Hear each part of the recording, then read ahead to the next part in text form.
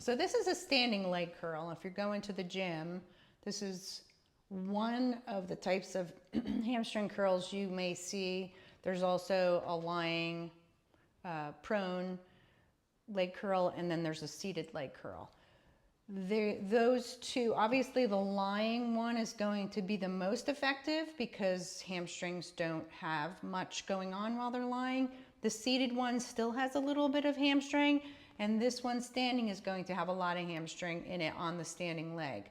So it's nice to be able to move around and do all of them because they're all different variations and they're very functional. Now you can do this either one side at a time, where you have your arms in on the far side and the near side is different grips.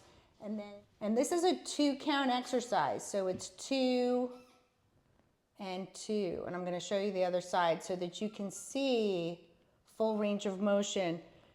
I'll show you a few things that I've seen people do mistake-wise over the last 30 years. But this is a postural muscle, so this should be done slow and loaded. Again, if you can't do a proper range of motion with the weight that you're on, you shouldn't be doing it, period. Because you are having too much come in the assistance of the exercise, and the muscle that you're using is no longer being dominant, and that's what you're trying to do. So now, when I come up with this, I'm coming up to a nice height, and then I'm bringing it all the way down.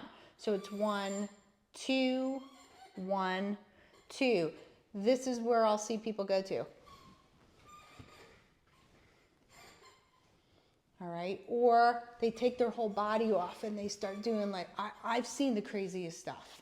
So hopefully I'm not gonna get sore from what I just did, but I have this pretty light today. So it's 1, 2, 1, 2. Now you notice I stop for a moment before I come down.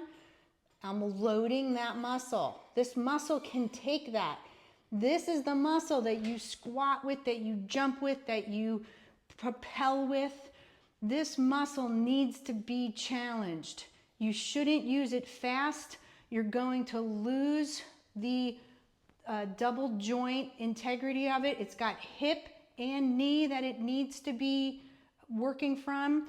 So don't do this fast. Use your glute exercises for your fast twitch muscle fibers and get some endurance in your hamstring with that. But when you're isolating hamstring, go slow and load it. If you want to get more of a load on it with good range of motion, drop your repetitions down. Do 10, 8, 6. 8, 6, 4, pyramid, and go down and do a 2-count rep, but make sure that they are correct. The minute that you leave, that pelvis leaves and it's no longer just the lower leg curling up into that hamstring, the more chance you have of getting into lower back and glute. And when you're trying to get that hamstring nice and really give it a good build and get it longer, you want to keep it nice and isolated. Same thing would apply if you're lying down.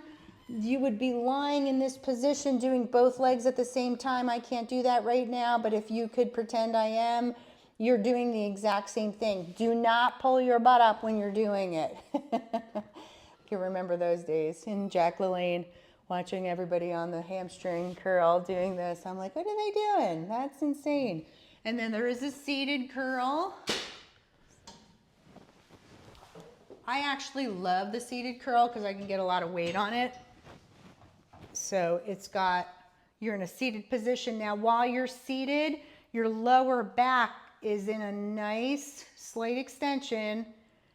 Abdomen is gently in, creating that nice pelvis, and there's your 2-count. Very easy to concentrate on a 2-count with this.